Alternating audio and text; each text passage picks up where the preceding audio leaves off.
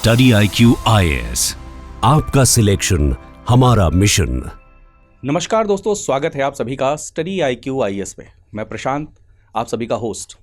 आज मेरे साथ में एक बहुत ही बेहतरीन और बहुत ही हमारे लिए आदरणीय पर्सनैलिटी हैं, जिन्होंने सही में दर्शाया कि एक ब्यूरोक्रेट अगर चाह ले तो अपनी विल के ऊपर में क्या चीज़ हासिल कर सकते हैं। हमारे साथ हैं उत्तर प्रदेश सरकार के पूर्व chief secretary Alok Ranjan sir. नमस्ते सर। नमस्कार। Thank you so much sir, आपने हमें समय दिया अपना। और मैं आप सभी को बता दूं कि सर का सबसे इम्पॉर्टेंट कंट्रीब्यूशन, मतलब पूरी सर्विसेज में सर ने गाज़ियाबाद में भी एज ए DM सर्व किया, अगर मैं गलत नहीं हूं तो, और साथ में उत्तर प्रदेश की सरकार के अंदर में चीफ सेक्रेटरी के नाते भी सर्व किया। लेकिन जब सर उत्तर प्रदेश की सरकार के अंदर में चीफ सेक्रेटरी रहे, वहाँ पर एक सबसे बड़ी लैंडमार्क चीज़ हुई, आगरा और उत्तर प्रदेश के बीच में जो एक्सप्रेसवे बना, जिसके बारे में हम आजकल हमेशा पढ़ते रहते हैं। तो सर से जानेंगे उसके बारे में कि सर ये आइडिया आपके पास में कहाँ से या फिर कैसे स्ट्राइक किया कि मुझे इस प्रोजेक्ट के ऊपर में काम करना चाहिए। थोड़ा सा इसके बारे में ज़रूर हमें बताइए sir. Thank you very much. हाँ, ये मैं ज़रूर कहूँगा, आपकी बात से मैं सहमत हूँ कि लखनऊ आगरा एक्सप्रेसवे जो बना मेरे चीफ सेक्रेटरी के कार्यकाल में, वो one of the major achievements था मेरा उस पीरियड का। और सबसे ज़्यादा सेटिस्फेक्शन भी मिला मुझे उस प्रोजेक्ट को समय के अंदर या समय से पहले कंप्लीट करने में, जो कि एक रिकॉर्ड टाइम में वो प्रोजेक्ट 23 मंथ्स के रिकॉर्ड टाइम में कंप्लीट हुआ, जो कभी कोई इतना बड़ा इंफ्रास्ट्रक्चर प्रोजेक्ट इतनी जल्दी कहीं पर भी इंडिया में आज तक कभी कंप्लीट नहीं हो पाया था। ये बात तो जब मैंने ज्वाइन किया एज चीफ सेक्रेटरी, तो उसके पहले से भी ये लखनऊ आगरा एक्सप्रेसवे की बात चल रही थी। वो चल इसलिए रही थी कि जो रूलिंग पार्टी थी उसकी मैनिफेस्टो में ये था कि लखनऊ आगरा का एक्सप्रेसवे बनाया जाएगा। जो हमारे चीफ मिनिस्टर साहब थे, उनका भी ये ड्रीम प्रोजेक्ट था। तो इसकी चर्चा चल रही थी, मैं भी कुछ उस चर्चा के उसमें मैं वाकिफ़ था, शामिल रहा था। लेकिन ये टेक ऑफ नहीं कर पाया था तब तक जब मैंने चीफ सेक्रेटरी पे चार्ज लिया। और उसका टेक ऑफ ना करने का कारण ये था कि पहले वो एग्जामिन हो रहा था कि ये कैसे इस प्रोजेक्ट को लागू किया जाएगा, what methodology will be used. और उसमें ये तो हुआ कि एक एक्सप्रेसवे डेवलपमेंट अथॉरिटी तो बना दी गई थी कि एक्सप्रेसवे डेवलपमेंट अथॉरिटी के ज़रिए इसको बनाया जाएगा। और कुछ इसमें थिंकिंग विंकिंग की क्या इसका अलाइनमेंट होगा, कैसे होगा, ये सब भी हो चुकी थी। लेकिन फिर बात आ रही थी कि इसकी फंडिंग कैसे होगी। हाँ जी, सबसे मेन चीज़। और it was almost 15,000 crore, 15,000 crore का ये प्रोजेक्ट था। तो 15,000 करोड़ बड़ा हो जाता है कि एक ही प्रोजेक्ट पे इतना पैसा देना मुश्किल बात हो जाती है सरकार के लिए। तो ये बात एक आई थी कि इसको PPP मॉडल में बनाया जाए। अच्छा। जैसा जानते हैं, पब्लिक प्राइवेट पार्टनरशिप मॉडल में बनाया जाए।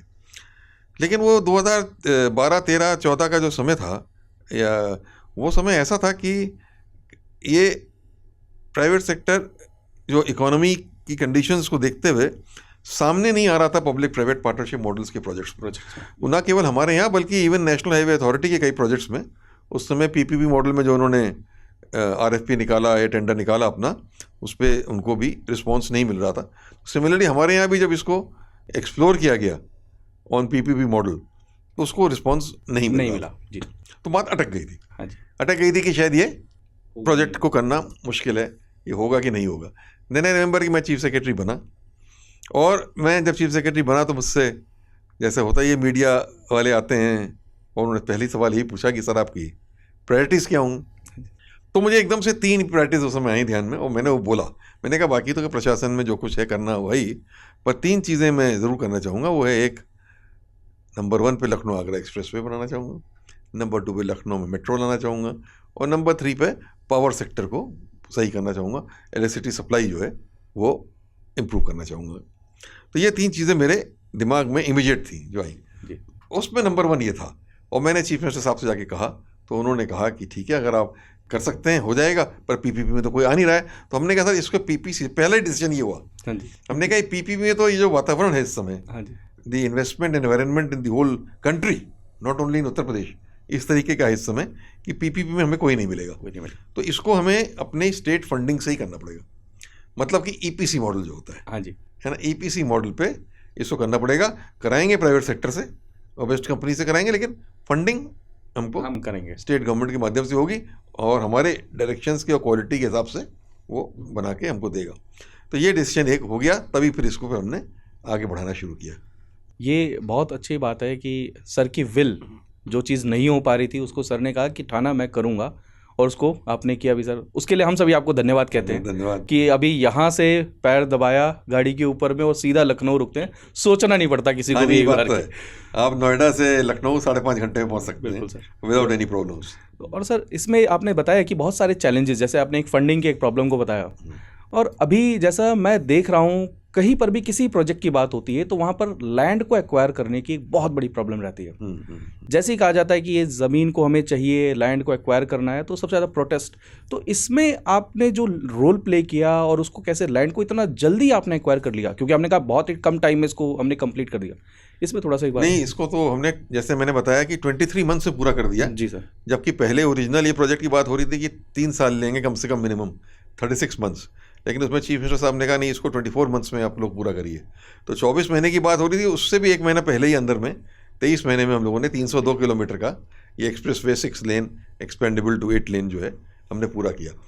पहला चैलेंज तो जैसे मैंने आपको बता ही रहा था, थोड़ा उसका जिक्र कर ही दूं कि वो फाइनेंस का था, हाँ जी। लेकिन उसके लिए पहले फाइनेंस डिपार्टमेंट को कन्विंस करना था। तो एज चीफ सेक्रेटरी मेरा पहला रोल यही रहा कि प्रिंसिपल सेक्रेटरी फाइनेंस के साथ मीटिंग करी और उनको बताया कि इस प्रोजेक्ट से क्या क्या फ़ायदे स्टेट को होंगे, स्टेट के फार्मर को होंगे, स्टेट की इंडस्ट्रियलाइजेशन को होंगे, वेयर हाउस और लॉजिस्टिक सेक्टर को होंगे, तमाम अर्बन डेवलपमेंट के एरियाज़ में विकास आएगा। तो ये सब कन्विंस होने पे आई वाज वेरी हैप्पी कि जो हमारे प्रिंसिपल सेक्रेटरी फाइनेंस थे उन्होंने कहा नहीं आप लोग सर करिए, हम इसमें फाइनेंस जो है अरेंज करा देंगे।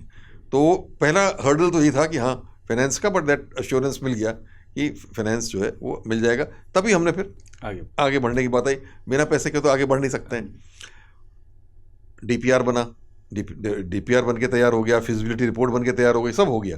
लेकिन सबसे बड़ी चीज़ क्या होती है जो आपने इंगित कर दिया स्वयं, वो होता है कि कोई भी प्रोजेक्ट को चाहिए लैंड, ज़मीन चाहिए। बिल्कुल सर। बिना लैंड के प्रोजेक्ट नहीं पूरा हो सकता।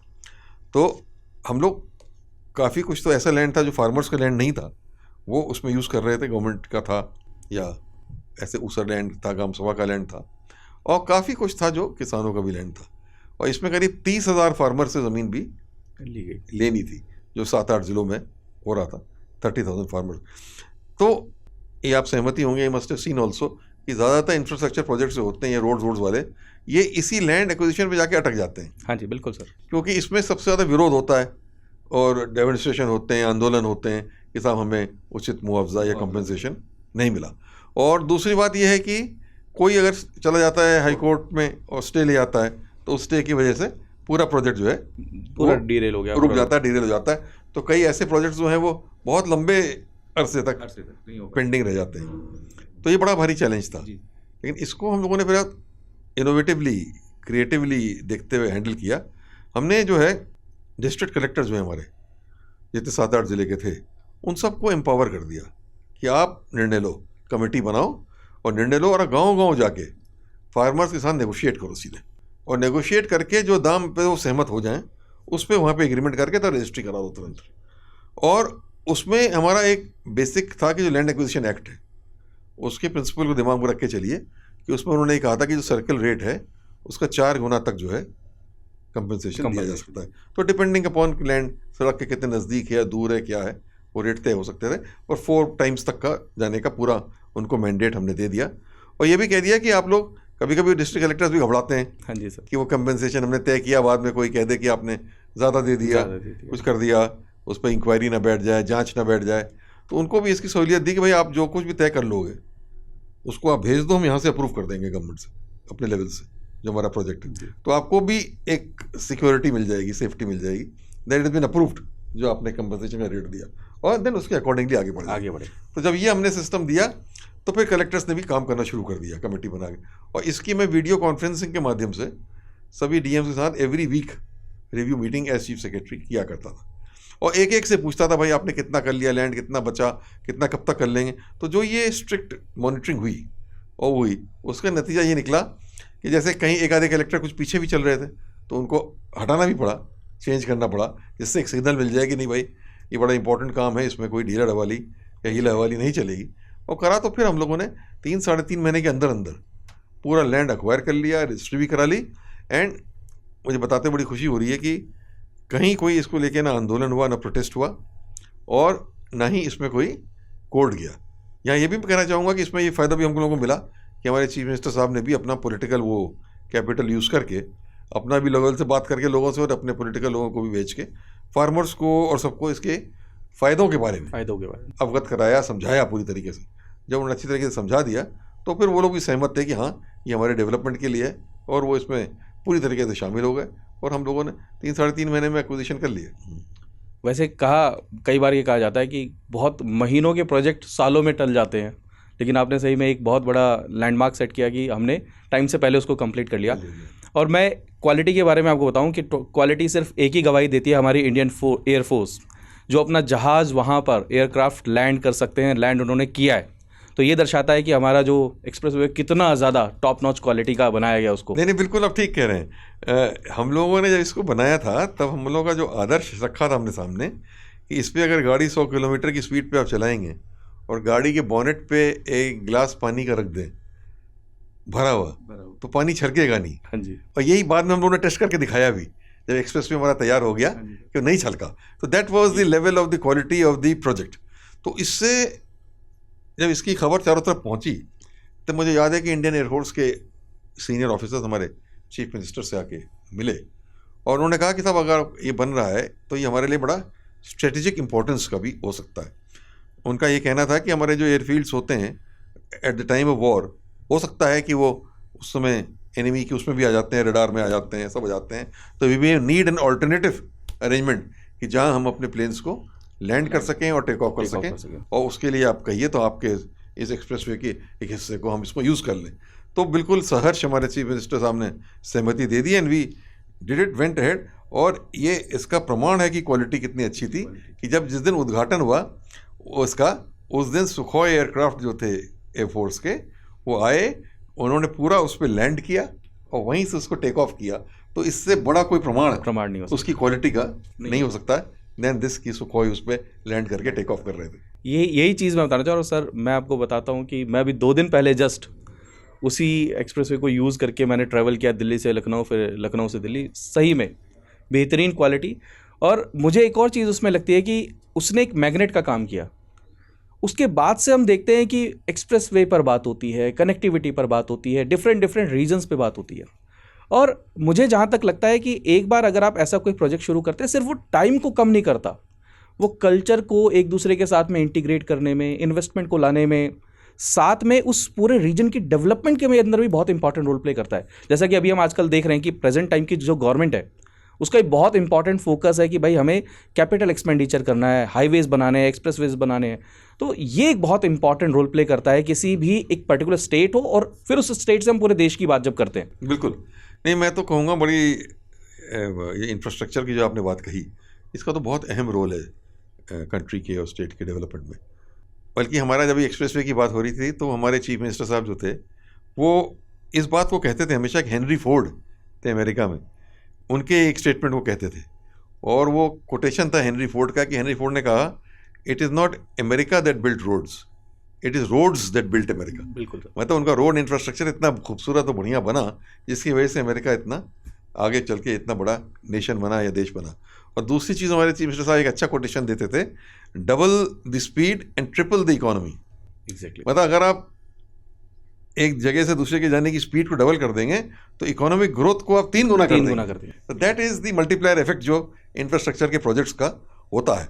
तो इसी को ध्यान में रखते हुए लखनऊ अगर एक्सप्रेसवे का बड़ा मेजर रोल रहा है डेवलपमेंट में, क्योंकि अब यमुना एक्सप्रेसवे से वो जुड़ता है और दिल्ली से नोएडा और से ये पूरा कनेक्ट हो जाता है लखनऊ। तो आप समझिए वहाँ इतना डेवलपमेंट पे असर पड़ा है कि उसके अगल बगल के जितने गांव थे, एक तो सबके ज़मीनों के भाव बिल्कुल बढ़ गए हैं। फार्मर्स अगर वो लैंड को डिस्पोज कर रहे हैं या कहीं कर रहे हैं तो उनको they getting a much better price for it.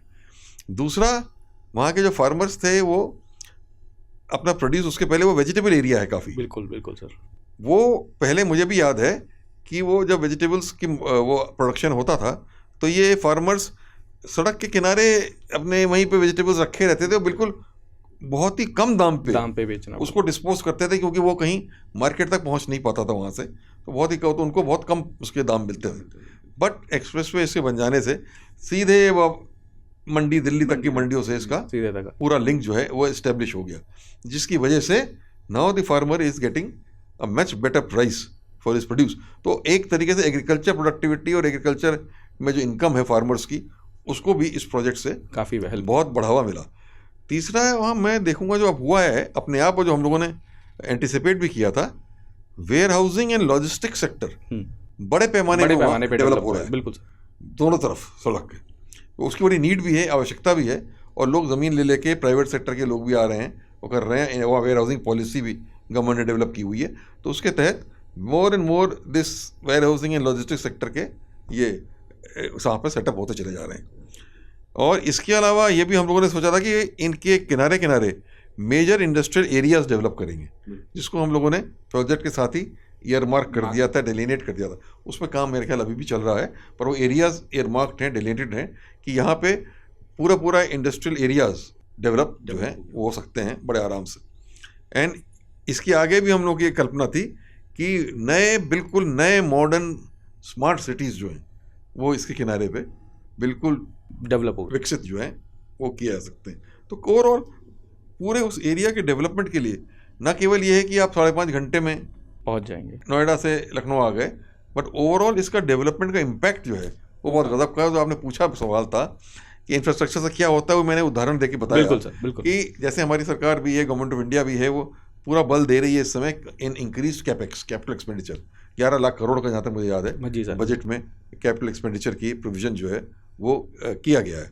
11 lakh crore बहुत होता है, तो 11 लाख करोड़ मतलब का इन्वेस्टमेंट अगर कैपिटल एक्सपेंडिचर में होता है, इसका असर ग्रोथ रेट में आप समझिए कितना होगा। ग्रोथ रेट पे भी असर पड़ता है और लोगों के हाथ में पैसा भी आता है, तो इसका मल्टीप्लायर इफेक्ट होता है, सेवरल टाइम्स मल्टीप्लाई होता है। तो इससे डिमांड बढ़ती है, डिमांड से और गुड्स एंड सर्विसेज की डिमांड होती है, वो डेवलप करते हैं। तो इकोनॉमिक थ्योरी कहती है बड़ी क्लियरली कि if you spend on infrastructure you will get a multiplier effect जो आपको इसके रिजल्ट में मिलेगा। तो ये समझता हूँ बहुत अच्छी स्ट्रेटजी है, इंफ्रास्ट्रक्चर पे इन्वेस्ट करना ही करना चाहिए। अच्छा, बिना इंफ्रास्ट्रक्चर के इंडस्ट्रियल ग्रोथ कभी कोई भी ग्रोथ नहीं हो सकता, संभव ही नहीं है सर, बिल्कुल नहीं है। आप अगर सिंपल सी बात इसको बहुत अगर जैसा सर ने समझा ही दिया कि मेरी अगर केले की फसल है और मुझे उस फसल को लेकर जाना है मंडी तक, अगर रोड ही नहीं है और रोड अच्छी क्वालिटी की ना, रास्ते में दबकर सड़ जाएंगे, खराब हो जाएंगे। तो आप बिल्कुल जो दाम मिलेगा कहीं भी बेच के आप चले आएंगे। तो ये रोड बहुत इंपॉर्टेंट रोल प्ले करता है। और मेरा तो ये मानना है कि जो इंफ्रास्ट्रक्चर है हर एक समाज के हर एक इंसान के लिए कुछ ना कुछ देकर जाता है। किसी को जाने में कम समय लगेगा, किसी को अपने परिवार से मिलने, माइग्रेशन में बहुत इंपॉर्टेंट रोल प्ले करता है। जो हमारी किसी को इंफ्रास्ट्रक्चर बनाने में नौकरी मिल जाएगी, डायरेक्ट जॉब क्रिएशन होता है। उससे एसोसिएटेड जितने सेक्टर, सीमेंट सेक्टर है, इंडस्ट्रियल सेक्टर, जितने आपने बताया रिलेटेड सेक्टर है, उनमें कितनी ज़्यादा ग्रोथ हमें देखने को मिलती है। और सबसे इंपॉर्टेंट चीज़ कल्चरल माइग्रेशन, जो कल्चर को एक दूसरे के साथ में कनेक्शन इस्टेब्लिश होता है, वो भी एक चीज़ हमें हेल्प करती है, बिल्कुल हेल्प करती है। तो ये बहुत ही अच्छा, और मैं बार बार इस चीज़ को बता रहा हूँ कि एक जो विल होती है, एक इंसान की जो विल होती है, वो सर ने शोकेस किया अपने उस टेन्योर के अंदर में कि एक ब्यूरोक्रेट और एक इंसान चाहें तो क्या चीज़ अचीव कर सकते हैं। सर एक लास्ट चीज़ मैं आपसे पूछना चाहूँगा कि अभी आने वाले समय में हमारे बीच में से बहुत सारे जो ब्यूरोक्रेट्स होंगे जो किसी ना किसी ऐसे प्रोजेक्ट में होंगे, तो आप उनको क्या मैसेज देना चाहेंगे कि उनको कैसे इस पे अप्रोच करनी चाहिए, आगे बढ़ना चाहिए? नहीं, आपने बहुत अच्छा कहा कि मैंने भी इस बात को कहना चाहूँगा कि प्रोजेक्ट इम्प्लीमेंट करने में जो इसकी सक्सेस स्टोरी रही उसको भी एनालाइज किया और इसमें पाया कि इसमें लीडरशिप के बारे में कई ऐसे अच्छे प्रिंसिपल्स निकल के आते हैं जिनको अगर हम समझें तो उनको आगे किसी भी ऐसे प्रोजेक्ट में या किसी भी बड़े काम में अगर उन प्रिंसिपल्स को हम यूज़ करते हैं तो अपने आप में जो है वो सक्सेस जो है वो मिलेगी। जैसे आपने कहा विल की बात कही, सबसे पहले तो मैं कहूँगा किसी भी चीज़ के सक्सेस होने के लिए पॉलिटिकल विल बहुत ज़रूरी होती है। पॉलिटिकल विल के बिना कुछ नहीं होता है। तो हमारे चीफ मिनिस्टर साहब कमिटेड थे पूरे इस प्रोजेक्ट की तरफ और उनका पूरा सहयोग था और डायरेक्शन था, तो उनकी एक पॉलिटिकल विल थी। देन कम्स एडमिनिस्ट्रेटिव लीडरशिप, जो मैं चीफ सेक्रेटरी था, मैंने अपने लेवल से प्रोवाइड करी एडमिनिस्ट्रेटिव लीडरशिप इस प्रोजेक्ट को, इसको प्रोमिनेंस दी, इंपॉर्टेंस दी, कोऑर्डिनेशन किया सारे विभागों के बीच में बैठ के और वो करा। तीसरा सबसे बड़ा इंपॉर्टेंट पॉइंट मैं ये कहूँगा कि लर्निंग एक्सपीरियंस है इन प्रोजेक्ट्स का। प्रोजेक्ट सक्सीड तब करता है जब आप सही लोगों को चुने। हाँ बिल्कुल, right man at the right place, आपने सुना होगा। बिल्कुल, एक वो है प्रिंसिपल है मैनेजमेंट का, बिल्कुल सर, एंड बड़ा इंपॉर्टेंट प्रिंसिपल है। If you don't have the right team then you will never be able to implement the project. इसमें हमने इस बात का खास ध्यान दिया था और हमारे चीफ मिनिस्टर साहब ने हमें पूरा सपोर्ट भी किया था इस बात पे कि हमको पूरा फ्रीडम था कि हम CEO अपना चुन लें। IAS ऑफिसर्स में से चुना, लेकिन चुना हमने अपने हिसाब से और उसको अप्रूवल मिला। और उसको चुनने के बाद उनकी टीम पूरी जो development authority, expressway development authority की थी, वो चुनी। पीडब्ल्यूडी से उसमें डेपुटेशन पे इंजीनियर्स को लेना था, तो वो भी हम लोगों ने सेलेक्ट करके लिए ऐसे इंजीनियर्स को जिनका अच्छा अनुभव था इस टाइप के प्रोजेक्ट्स में करने में। तो एक अच्छी टीम सेलेक्ट हो गई। तो when you have the right kind of team, तब आप बेटर क्वालिटी और बेटर वो जो उसको आप जो है मौके पे। फिर इसमें बड़ा अहम रोल था मॉनिटरिंग एंड इवैल्यूएशन। जी बिल्कुल, बहुत जरूरी होता है। हमने एवरी मंडे निश्चित कर दिया था कि हम इस प्रोजेक्ट की समीक्षा करेंगे एट माई लेवल, सभी संबंधित को बुला के, और पूरा जो सीईओ था वो एक प्रेजेंटेशन देता था। और हमने रिवर्स क्लॉक मेथड यूज़ किया था। अच्छा। रिवर्स क्लॉक मेथड क्या होता है कि जैसे हमने कहा था कि 24 महीने में इस प्रोजेक्ट को पूरा होना है, तो हमने ये मान लिया कि इस तारीख को ये पूरा होगा। उस तारीख से हमने बैकवर्ड वर्क किया, और बैकवर्ड करके आज की तारीख पे आए, और फिर कहा कि क्या क्या एक्टिविटीज़ इन्वॉल्व है, वो एक्टिविटीज कब कौन सी एक्टिविटी पूरी होनी चाहिए, वो पूरा उसी हिसाब से प्लान कर लिया। कौन साथ साथ हो सकती हैं, कौन अलग अलग हो सकती हैं, कौन कब होगी, कौन पहले होगी, कौन बाद में होगी, और उसका पूरा शेड्यूल बना लिया। और उसके हिसाब से वीकली टाइम शेड्यूल के हिसाब से एक पूरा प्लान होता था कि इस हफ्ते में ये काम होगा। और मैं हर मंडे को जो मीटिंग लेता था उसमें यही प्रेजेंटेशन होता था कि इस वीक का ये टारगेट था, उसमें से कितना हुआ, कितना नहीं हुआ तो क्यों नहीं हुआ, कहाँ दिक्कत है, और जो दिक्कत है वहीं बैठ के जो है उसको सॉल्व कर जाता था। तो सबसे बड़ी बात तो मंडे मीटिंग की ये होती थी, और जिसमें एक प्रिंसिपल निकला प्रॉम्प्ट डिसीजन मेकिंग, कि डिसीजन मेकिंग जो है वो देर करके नहीं होना चाहिए। मैं आपको उदाहरण दूं, जैसे कि ये प्रैक्टिकल बातें ये रास्ते में आई कि रास्ते में प्राइमरी स्कूल आ रहा है, जो अलाइनमेंट बना स्कूल का, उसके रास्ते में एक प्राइमरी स्कूल आ रहा है सरकारी। अब इसका क्या करना चाहिए, उसको हटाना पड़ेगा, शिफ्ट करना पड़ेगा, but it is not easy सरकार में ये सब काम होना। हाँ जी बिल्कुल। सरकार में नॉर्मल तरीके से अगर ये काम होता तो जो वो है कॉन्ट्रैक्टर वो बताता इस पॉइंट को, फिर एक्सप्रेसवे डेवलपमेंट अथॉरिटी शिक्षा विभाग को लिखती, फिर शिक्षा विभाग इसमें अपने हिसाब से जवाब देता। अगर वो एग्री भी करता तो पहले कहता कि मुझे इतना पैसा चाहिए, फिर फाइनेंस डिपार्टमेंट में जाएगा तो फाइनेंस डिपार्टमेंट के बाद आती कि वो उस पैसे को वो डिपार्टमेंट में फाइल घूमती रहती, अरेंज कराएं, बिल्कुल। फिर वो कहता हमें दूसरी लोकेशन दीजिए, तो बात होती भाई वो डीएम को कहो भाई दूसरी लोकेशन लाओ। तो ये सब काम इतना आसान नहीं, इसमें वो फाइल घूमती रहती, बिल्कुल सर, और घूमती रहती है। एक ये निर्णय हो जाने में ही स्कूल शिफ्ट करो, it may take 8 to 9 months, बिल्कुल आराम से लग जाए फाइल को घूमने में। लेकिन ये हम लोगों ने इस वीकली मीटिंग में ये सिस्टम बना रखा था कि ये मैं अक्रॉस द टेबल ये निर्णय हो जाते थे। हाँ भाई उनको प्राइमरी स्कूल शिफ्ट होना है, हाँ होना है भाई, ठीक है डीएम आप 1 हफ्ते में दूसरी जगह दे देंगे, फाइनेंस डिपार्टमेंट आप 3 दिन 4 दिन के अंदर अंदर इसके लिए फंड्स का जो है अरेंजमेंट करा दीजिए। मतलब all this decisions were taken then and there, और उसमें रिकॉर्ड हो गया, मिनट्स में रिकॉर्ड हो गया। तो ये दिस वाज नोन एज बिल्कुल फास्ट प्रोफेशनल डिसीजन मेकिंग, जो बहुत ज़रूरी होती है किसी भी प्रोजेक्ट को समय से पूरा करने के लिए। फिर कोऑर्डिनेशन और टीम स्पिरिट डेवलपमेंट बहुत ज़रूरी है। बिल्कुल सर, ये सबसे मेन चीज़ है। टीम स्पिरिट, क्योंकि हम मंडे में बैठते थे तो ये जोश था कि इसे पूरा करना है, तो धीरे धीरे हमारा और सबको उसमें दायित्व दे रखा था, तो हर आदमी को लगता था कि मेरी भी इसमें अहम भूमिका है, तो वो हर अधिकारी पूरी तरीके से इन्वॉल्व हो गया था।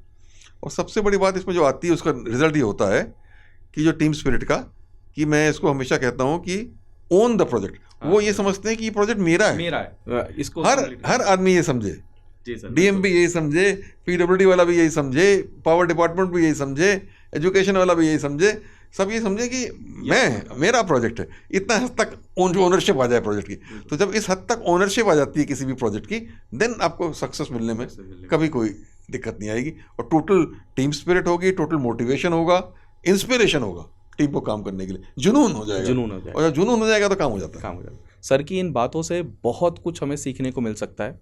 इवन आप सभी स्टूडेंट्स जो अपनी लाइफ के अंदर में पढ़ाई कर रहे हैं, यूपीएससी की तैयारी कर रहे हैं, ये बातें आप अपनी लाइफ में भी ला सकते हैं। छोटे छोटे टारगेट्स बनाना, प्लानिंग करना। Thank you so much sir, आपने इतना बहुमूल्य समय हमें दिया और बहुत कुछ हमें बताया। बहुत अच्छा लगा sir, thank you so much once again sir. धन्यवाद सर, बहुत अच्छा लगा आपसे बात करके। थैंक यू सर, नमस्ते सर। स्टडी IQ IAS, आपका सिलेक्शन हमारा मिशन।